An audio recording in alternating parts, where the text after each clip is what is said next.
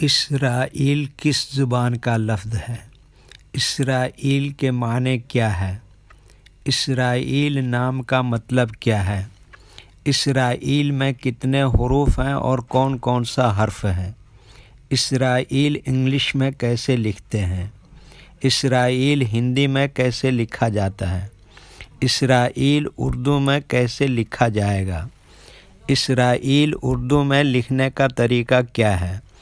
ان سب سوالوں کے جواب سے آپ کے علم اور جانکاری میں اضافہ ہوگا۔ تو اس طرح کی دوسری اور نئی ویڈیو پانے کے لیے چینل کو ضرور سبسکرائب کریں۔ اسرائیل عربی زبان کا لفظ ہے۔ اسرائیل کے معنی اور اسرائیل نام کا مطلب ہے رات کو آنے والا۔ حضرت یعقوب علیہ السلام کا دوسرا نام ہے کیونکہ آپ رات میں ہی پیدا ہوئے تھے۔ اسرائیل میں 7 حروف ہیں: الف، سین، رے، پھر الف، حمزہ، یہ، لام۔ یہ انگلش میں اسرائیل لکھا ہوا ہے۔ یہ ہندی میں اسرائیل لکھا ہوا ہے۔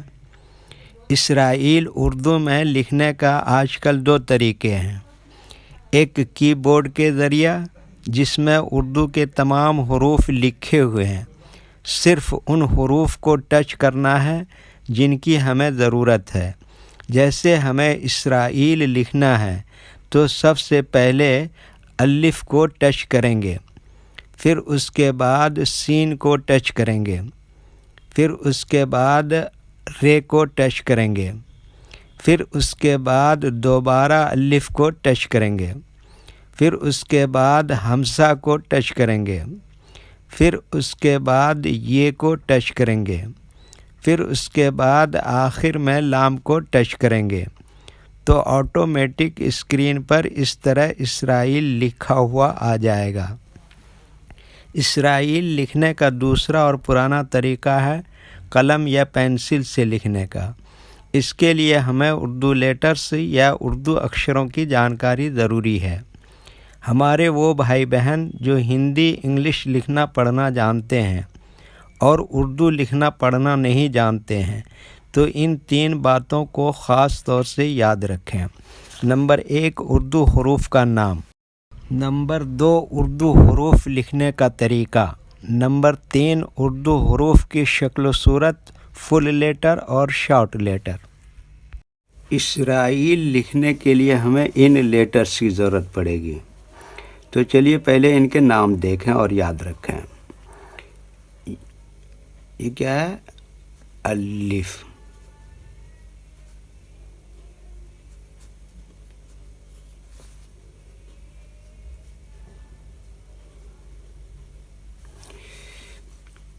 یہ کیا ہے؟ سین۔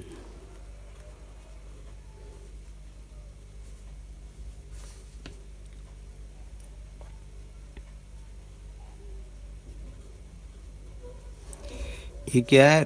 رے۔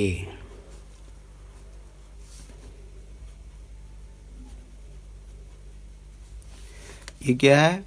پھر یہی الف۔ اور یہ کیا ہے؟ حمزہ۔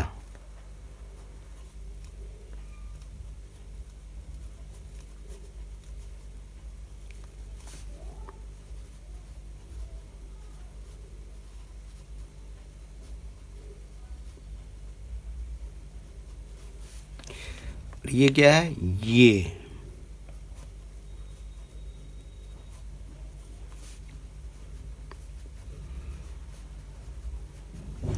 یہ کیا ہے؟ لام۔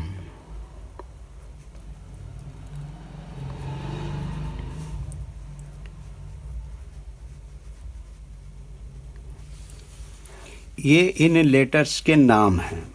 اب ان کے لکھنے کا طریقہ سمجھتے ہیں۔ یہ جو لائن ہے، اردو کے کچھ حروف اس لائن کے اوپر لکھے جاتے ہیں اور کچھ حروف لائن پر ہی لکھے جاتے ہیں، اور کچھ حروف آدھے لائن کے اوپر لکھتے ہیں، آدھے لائن کے نیچے لکھتے ہیں۔ جیسے الف، یہ لائن کے اوپر لکھا جاتا ہے۔ سین، یہ آدھے لائن کے اوپر آدھے لائن کے نیچے لکھتے ہیں۔ رے، یہ بھی آدھے لائن کے اوپر آدھے لائن کے نیچے لکھتے ہیں۔